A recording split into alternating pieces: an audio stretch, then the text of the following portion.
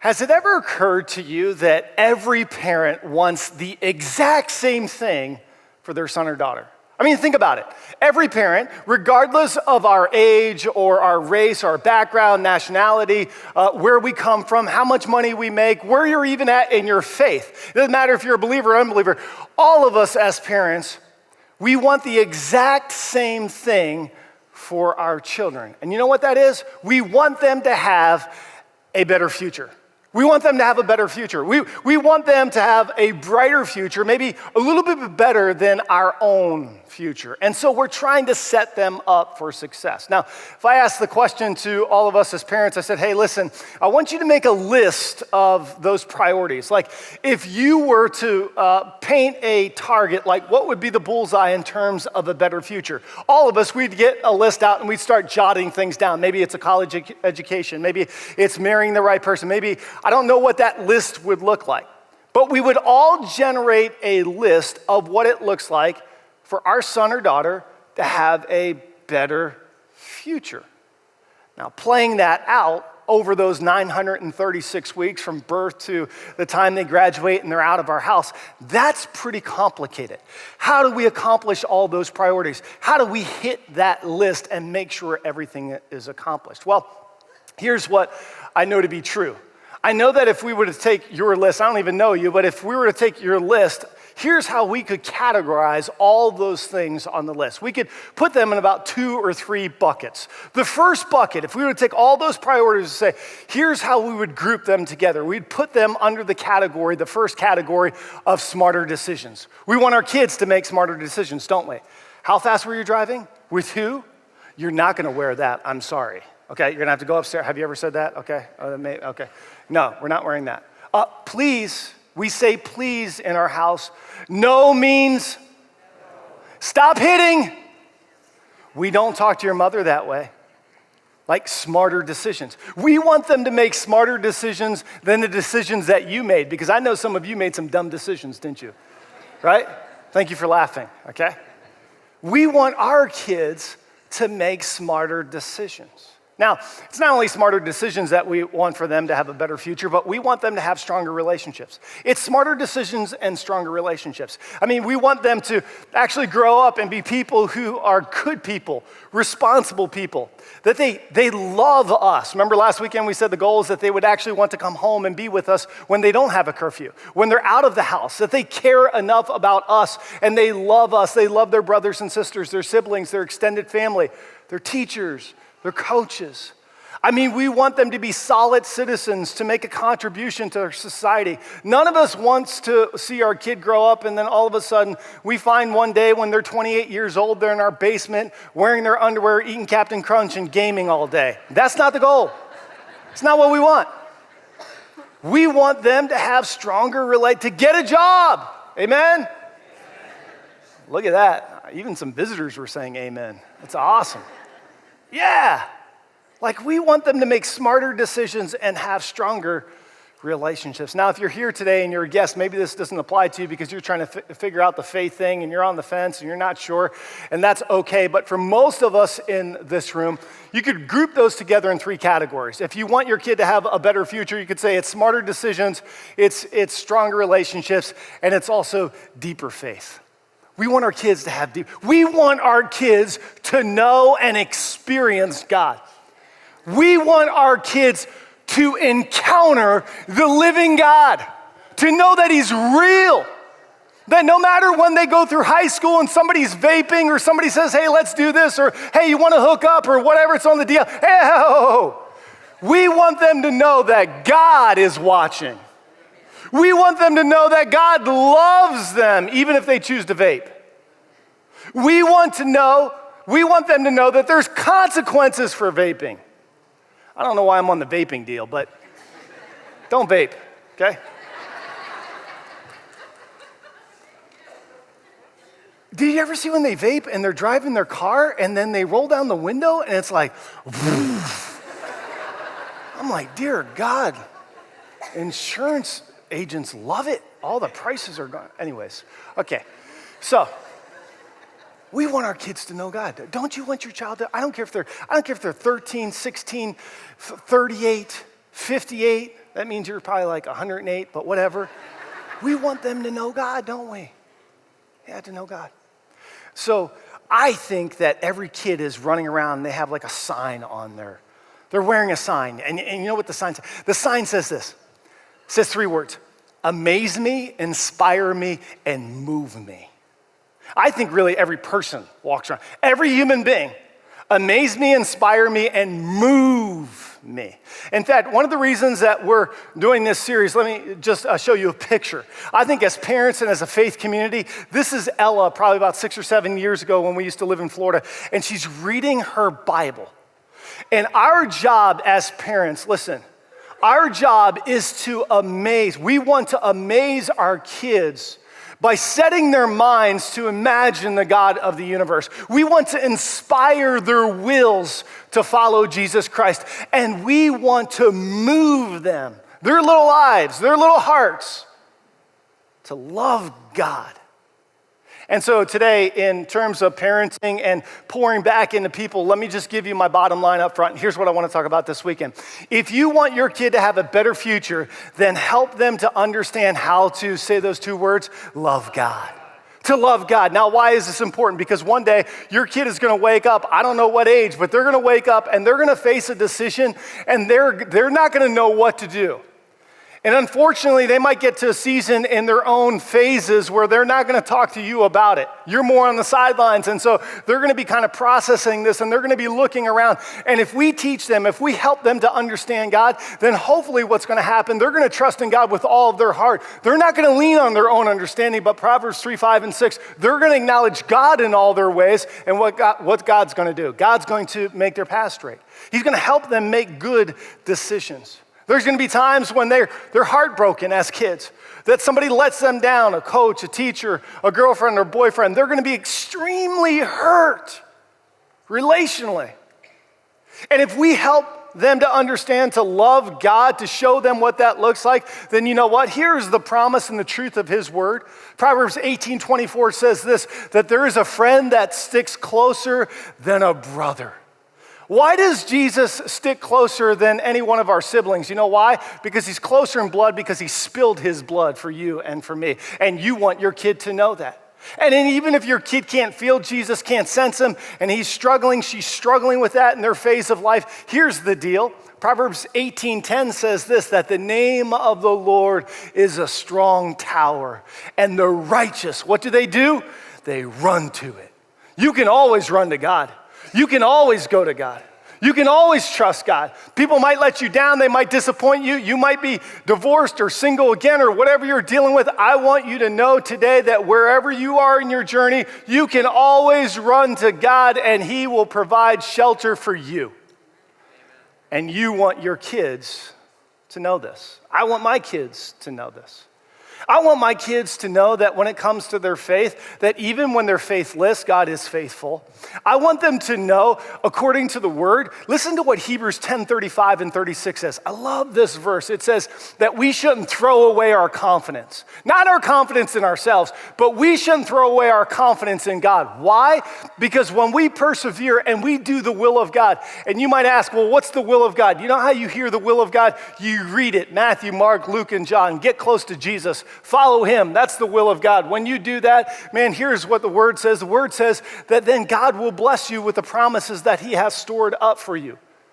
Like, God is so faithful, and I want our kids here at Pathways, I want your kids, I want my kids to internalize. This is why it's important that we help them to have a better future by understanding how to love God. Now, one day, there is something interesting that takes place in the New Testament. One day, there was a really smart individual. He's an expert in the law. That means he was a lawyer. He was a lawyer, and he posed a question to God. He wanted to know from Jesus, like, what is the greatest commandment?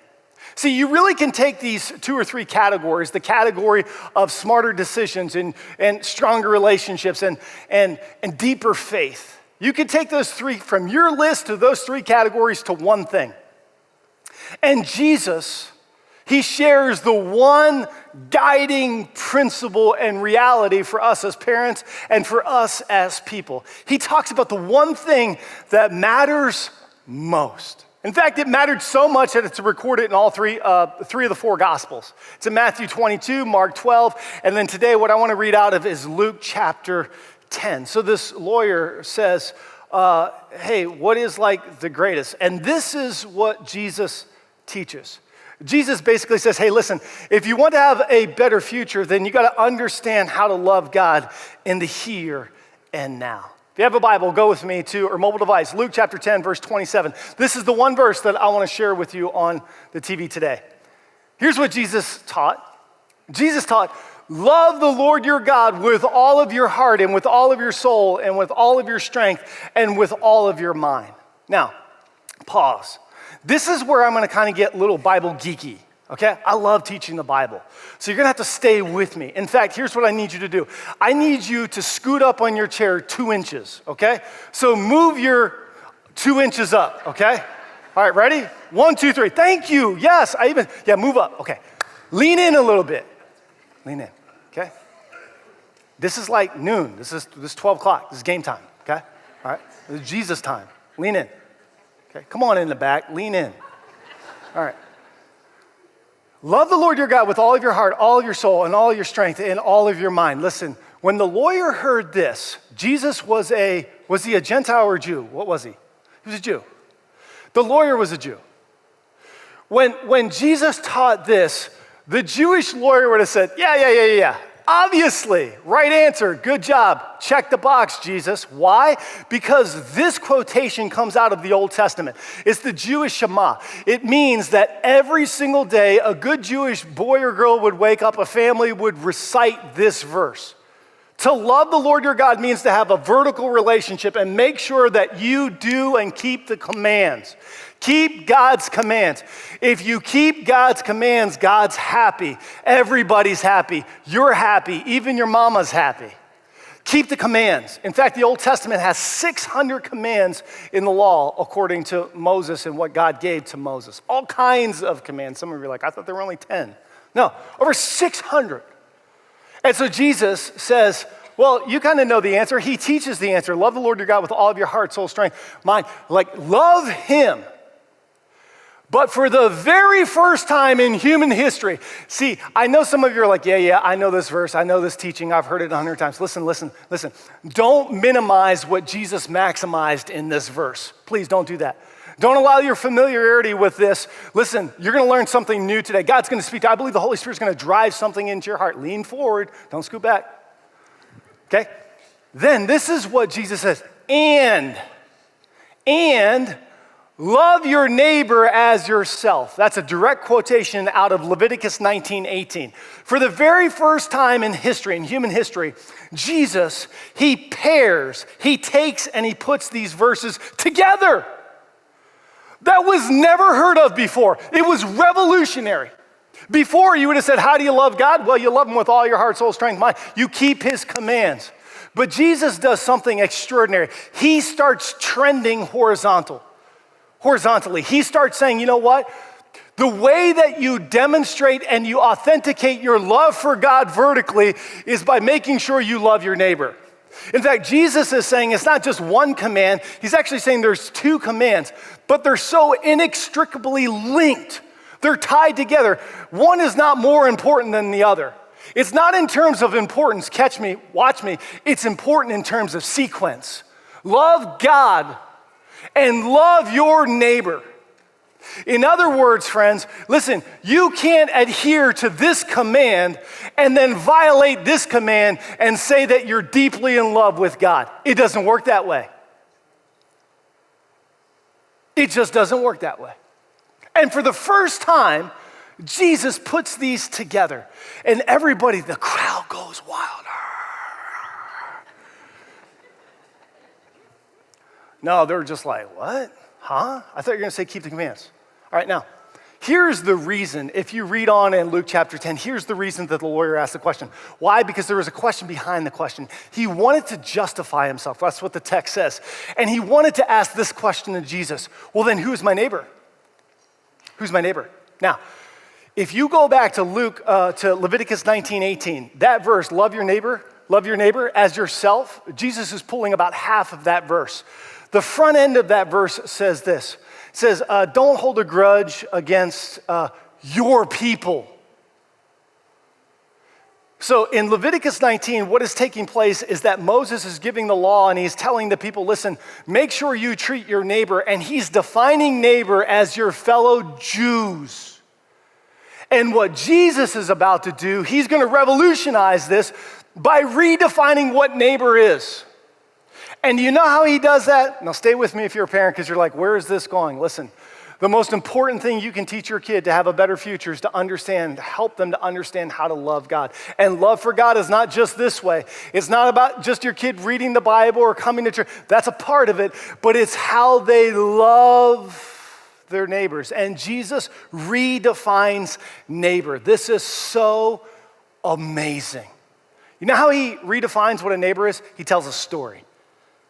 In fact, in Luke chapter 10, the next portion of this is a story.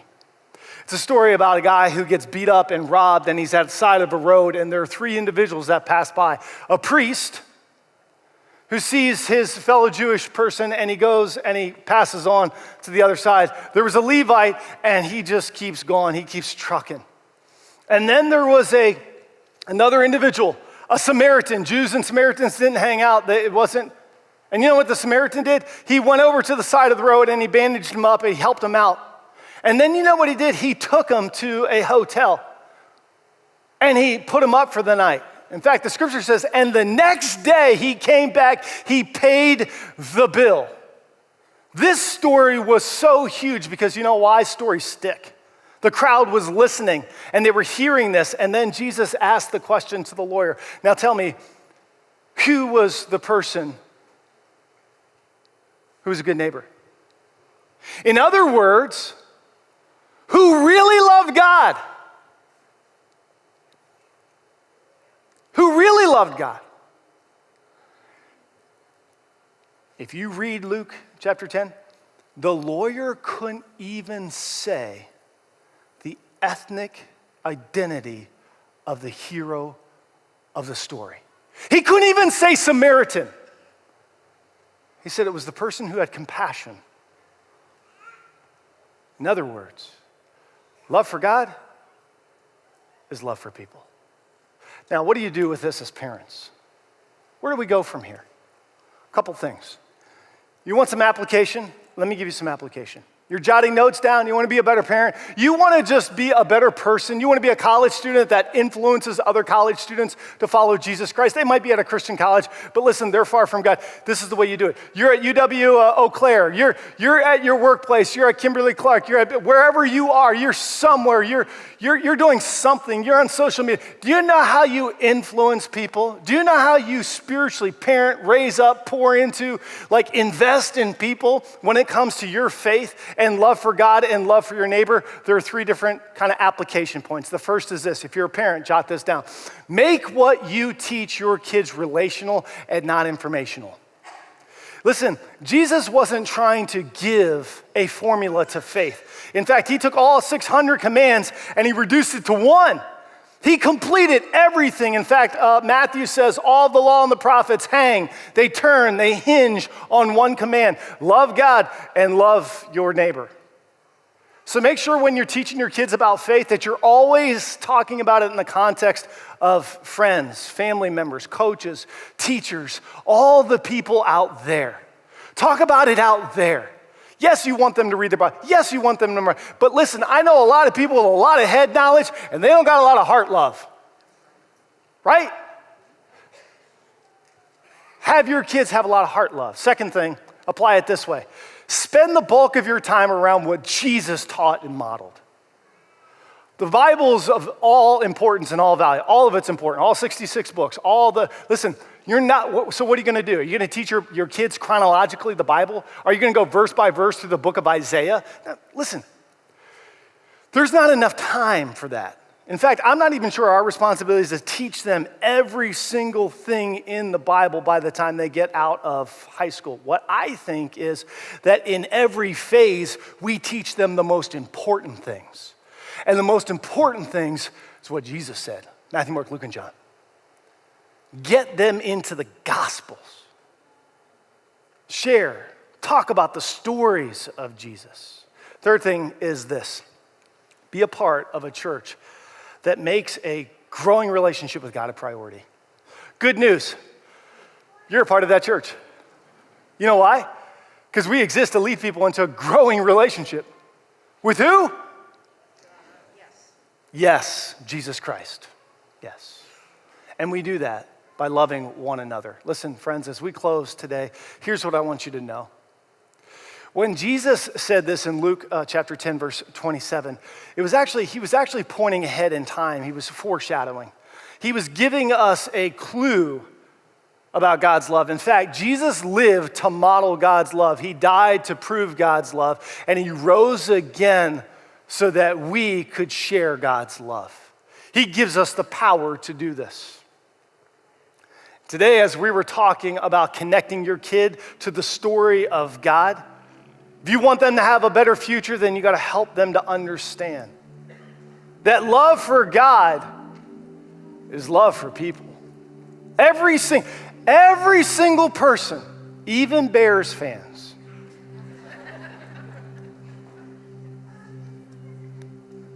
Love for people.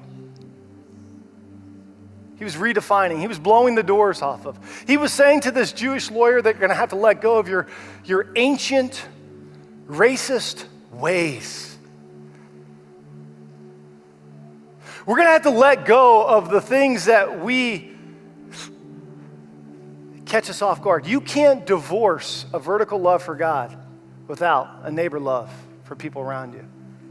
Those who don't look like you, act like you, believe like you. Those who vote differently, different sexual identity, struggling here, there, spend their money the wrong way, party, do crazy things. Our job is to love people. God takes care of the rest. Jesus said it this way in John chapter 3. He said, hey, before he left, he said, hey, come on, let me give you one thing. He said this. He said, here, new command. Can you imagine? Jesus said, new command. I know you're going to 600 of them, but I'm just going to give you one of them. By this, everybody is going to know you're going to follow me if you love one another. Just love each other. How are we supposed to love? The way that Christ has loved us.